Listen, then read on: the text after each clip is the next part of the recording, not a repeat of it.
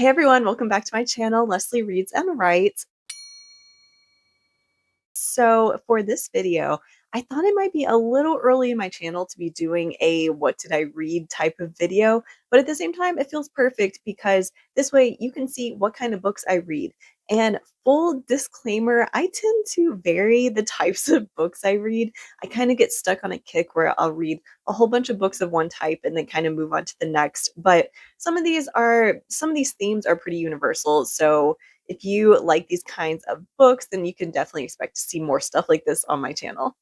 So for February, I know by the time I put this out, it's probably going to be into April because we're about halfway through March already, but I wanted to make sure I could do a video on an entire month. So I'm going to just start with February. And by the way, I don't have physical copies of most of these books. I don't think any of them for February because I do read a lot on my Kindle and then also Audible. So a lot of times I don't have the physical copies.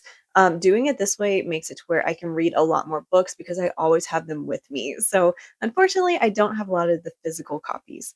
But anyway, the first book that I read was The Wife Upstairs by Frida McFadden. And by the way, you will see a lot of Frida books in February. I posted another video about Frida McFadden books that I've read and how I rank them. So over the past few months, I've really been going through Frida's backlog of books because she has so many. So yeah, you'll see a few of those. But The Wife Upstairs. So Victoria Burnett has it all: a great career, a handsome and loving husband, a beautiful home in the suburbs, and a plan to fill it with children. Life is perfect, or so it seems. Now, Victoria is unable to walk. She can't feed or dress herself. She can't even speak. She's confined to the top floor of her house with 24-hour care. Sylvia is hired by Victoria's husband to help care for her, but it turns out Victoria is not as impaired as Sylvia once thought. There's a story Victoria desperately wants to tell if only she could get out the words. Hopefully, it is okay that I'm reading directly from the summary. It's just kind of hard to summarize some of these books without giving away too information. So it's easier for me to just go by the summary, especially with Frida books. Like I don't definitely don't want to give away spoilers to her books because that's the whole point. But anyway, I really enjoyed this one. So I gave it 3.75 stars. It was a pretty solid thriller. If you like a lot of her books, things like The Housemaid, then I think you would definitely like this one. Number two is also Frida. It is Never Lie. And this one I really enjoyed as well. And I think a lot of people really like this book of hers. So, newlyweds Trisha and Ethan are searching for the house of their dreams, but when they visit the remote manor that once belonged to Dr. Hale, a renowned psychiatrist who vanished 4 years earlier, a violent winter storm traps them at the estate with no chance of escape until the blizzard comes to an end. In search of a book to keep her entertained, relatable, honestly, until the snow abates, Trisha happens upon a secret room, one that contains audio transcripts from every patient Dr. Hale has had. As Trisha listens to the cassette tapes, she learns about the terrifying chain of events leading up to Dr. Hill's disappearance. So this is where one of the characters is kind of piecing together what happened, and you as a reader are just taken along for the journey. Of course, there's all kinds of twists, and it was just a really fun book. I gave this one 4 stars. Next one is, you guessed it, another Frida book. I'm so sorry. Hang with me because I promise the next one after this is a different author. But I did read 3 Frida books in a row. Um, but the next one is The Crash. So Tegan is 8 months pregnant, alone, and desperately wants to put her life in the rearview mirror. So she hits the road, planning to stay with her brother until she can figure out her next move. But she doesn't realize she's heading straight into a blizzard. She never arrives at her destination. So this is almost kind of similar to the last one I read. Stranded in rural Maine with a dead car and a broken ankle, Tegan worries she made a terrible mistake. Then a miracle occurs. She is rescued by a couple who offers her a room in their cabin until the snow clears. But something isn't right. Tegan believes she was waiting out the storm, but as time ticks by, she comes to realize she's in grave danger. The safe haven isn't what she thought it would be, and staying here may be her most deadly mistake yet. So this one was a really fun ride as well. I gave this one 3.5 stars. I think because I remember liking it, but in my review I put that the middle was oddly slow. But I did like the overall story. I just felt the middle was kind of oddly slow, especially for being a Frida book. But yeah, I would recommend this one. I thought it was especially good for like a cold winter day because it is still pretty cool here, even though it is the middle of March at this point. So it was a fun little winter read. Number four, finally to the next author. I read The Good Girl by Mary Kubica. So for this one night, Mia enters a bar to meet her on again, off again boyfriend. But when he doesn't show, she unwisely leaves with an enigmatic stranger. Sorry, I stumble over words when I'm reading aloud sometimes. At first, Colin Thatcher seems like a safe one night stand, but following Colin home will turn out to be the worst mistake of Mia's life. When Colin decides to hide Mia in a secluded cabin in rural Minnesota, instead of delivering her to his employers, Mia's mother, Eve, and Detective Gabe will stop at nothing to find them. But no one could have predicted the emotional entanglements that eventually caused this family's world to shatter. So I thought it sounded like a pretty good premise, and I don't think I'd ever read a book by her before, Mary Kubica. I'm guessing that's how you say that. So I in my notes, so I gave this one 2 stars. So I really did not like this one. It honestly, books have to be pretty bad for me to give them 1 stars. So even if I really didn't like it, generally I give them 2. There are exceptions though. But in my notes, I put the first half was pretty good, but it really started to drag. So I almost did not finish at 85%. um, I I did finish the book, but I think there wasn't enough tension. So this book has a lot of different perspectives because you have the main character, you have her parents looking for her. So that it is kind of cool to that they did that, but at the same time, you're seeing so many things from so many different angles that you almost know too much information. It's like there's not quite enough mystery. So it wasn't as tense as I usually like my thrillers to be. I really didn't care for it. But the Goodreads reviews, the average is 3.8, which is a little low. I mean, that's kinda decent. I mean, anywhere getting close to 4.0. So, honestly, if you feel like the premise is interesting, you may like it, but I don't know, I'm gonna pass. I'm gonna say pass on that one. And number 5 is Seeds of Yesterday by VC Andrews. So this is such a throwback to, if anyone has read Flowers in the Attic, or if you're familiar with that, this is, I believe, the 4th book in the series. So I read Flowers in the Attic. I read the first, I think, 4 books. I don't think I made it to the 5th one. But I read those when I was a teenager and college, and I just wanted to reread them as an adult. I basically pretty much 20 years later, and just see what I thought. And honestly, I still love this series. They're still such good books. A little weird, but I love the gothic atmosphere. I love the family secrets. It's just such a great series. So I did rate this one 4.5. Seeds of Yesterday, it's just a new generation of the same family from Flowers in the Attic. So the whole series, it follows like different generations of the same family, basically. I might actually make a video on this whole series. If you're interested, let me know. I don't know how many people are really into this series, but it seems like more people read it than what I would have thought. So with VC Andrews, she wrote some of her books and then eventually passed away, as people do, and she didn't finish some of her books in her series. So with this one, it was actually taken over by a ghostwriter, I believe, on the 5th book. So this was the last one written by her in the series, and then the next book after that was written by a ghostwriter who did pretty well, but it didn't quite have the same, obviously not exactly the same style as VC Andrews, even though it is pretty good. But yeah, I really like that book. I rate it 4.5 stars. I really liked it.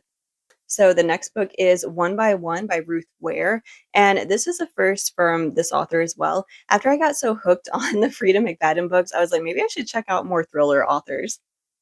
So this was my attempt at doing that. But this one, I actually did not finish this one. So One by One, oh, that's so funny. I actually started reading the summary for One by One, and I realized I was reading the summary for the Frida McFadden book, One by One of the same name, because I did read that one in January. But anyway, here's the summary for the Ruth Ware one. Getting snowed in at a beautiful rustic mountain chalet doesn't sound like the worst problem in the world, especially when there's a breathtaking vista, a cozy fire, and a company to keep you warm. But what happens when that company is 8 of your coworkers and you can't trust any of them? When an offsite company retreat meant to promote mindfulness and collaboration goes utterly wrong, when an avalanche hits, the corporate food chain becomes irrelevant and survival trumps togetherness.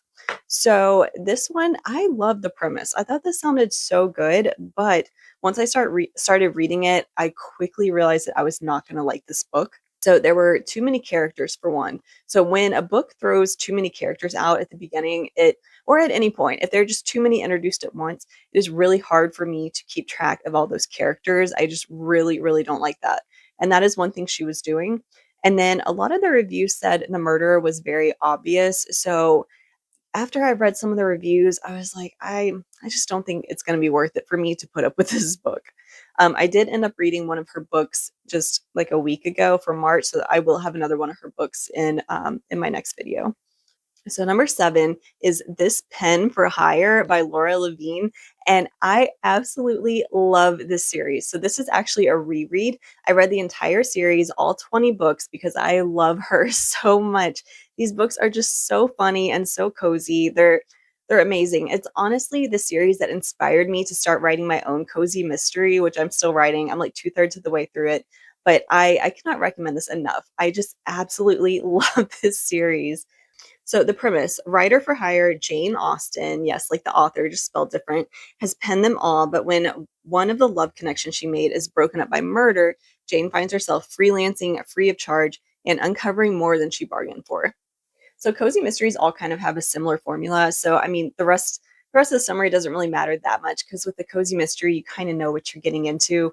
But if you like Bridget Jones and stuff like that, this is very much Bridget Jones meets murder mystery kind of book. The only thing, so I only rated this one 3.75 stars because the first book in the series is, in my opinion, the one that I like the least. So if you read this and you don't really care for the first one that much, just move on. So one of the things that I love most in the series is it will be broken up between emails sent between Jane and her parents, and they are hysterical. I mean, I literally laugh out loud at these, and that is really hard to do through a book.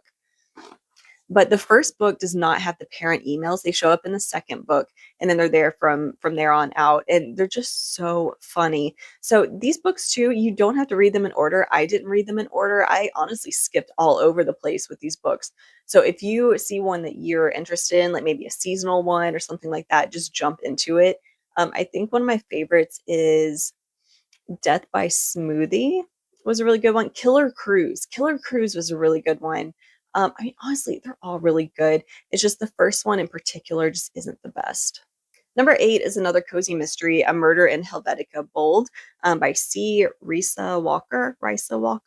Not sure how to say it, because this is a new author that I found, and it seems like a relatively unknown book, but it was very good, very cozy. I highly recommend this one. When Ruth Townsend's job and marriage both end abruptly, she heads home to the mountains for a fresh start. 9 months later, she has a new hobby, good friends, and a potential new romance, but only 2 dozen subscribers to the weekly newspaper she's intent on reviving. What she needs is a good mystery, but nothing ever happens in the sleepy little Thistlewood.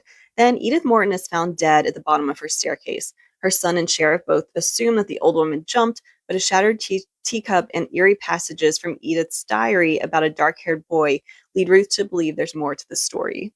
So, just like any other cozy mystery, you kind of know the formula here. I really enjoyed that one. I gave it 4 stars. And then number 9 on the list is actually the second in the series, Palatino for the Painter. So I also gave that 4 stars. It was really good. There is a third one. I just haven't read it yet, but that's a really nice little cozy mystery series if you're looking for one.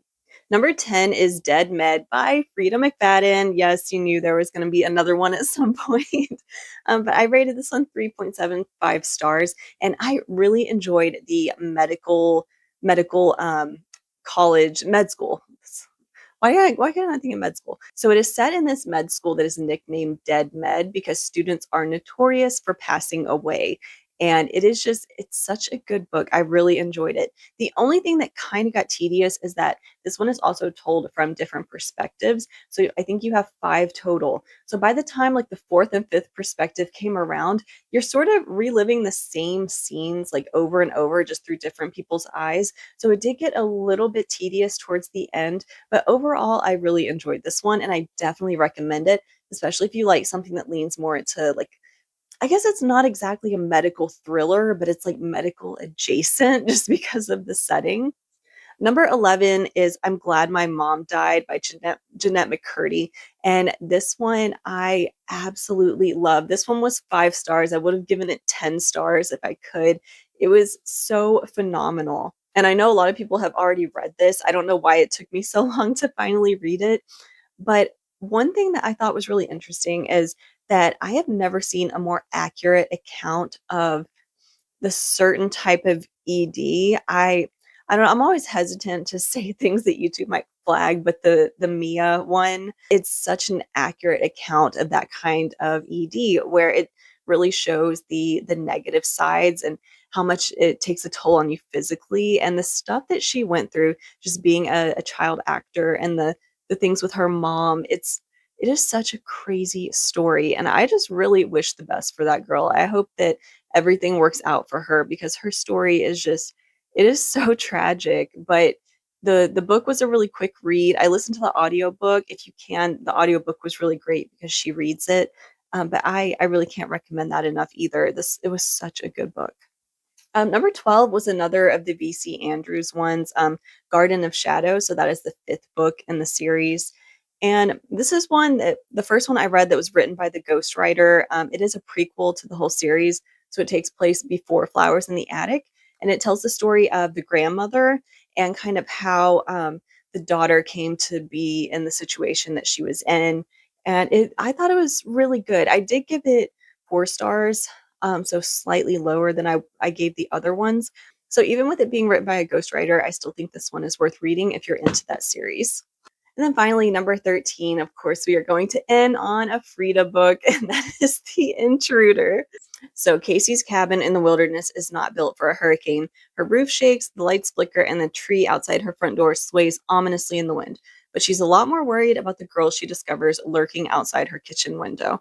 She's young, alone, and covered in blood. The girl won't explain where she came from or loosen her grip on the knife in her right hand.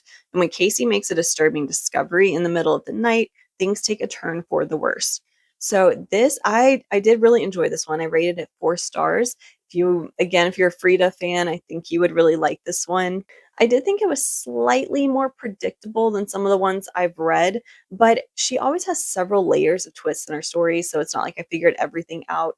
But I was surprised that I found at least one piece to be a bit predictable because I never predict anything. I just always turn off my brain when I'm reading books like that. So that was a little surprising. But yeah, I do recommend that one as well. So I hope you enjoyed this, my very first what I'm reading this month type of video. Let me know what you were reading or what you just finished. And I promise in the next one, I will have less Frida books if you're not a Frida fan, because I'm kind of getting to the point where I've had my fix of Frida. And honestly, I'm almost done with her books anyway. I read so many of them. But I do like to read thrillers. I like gothic novels. I like horror. I do read memoirs sometimes. I occasionally I'll read a classic. I just read a whole lot of different genres and a lot of books, cozy mysteries, of course. So yeah, if you're interested in that, please subscribe, like, comment, and just do all the things and help get my tiny little channel off the ground. And I will see you in the next video. Bye.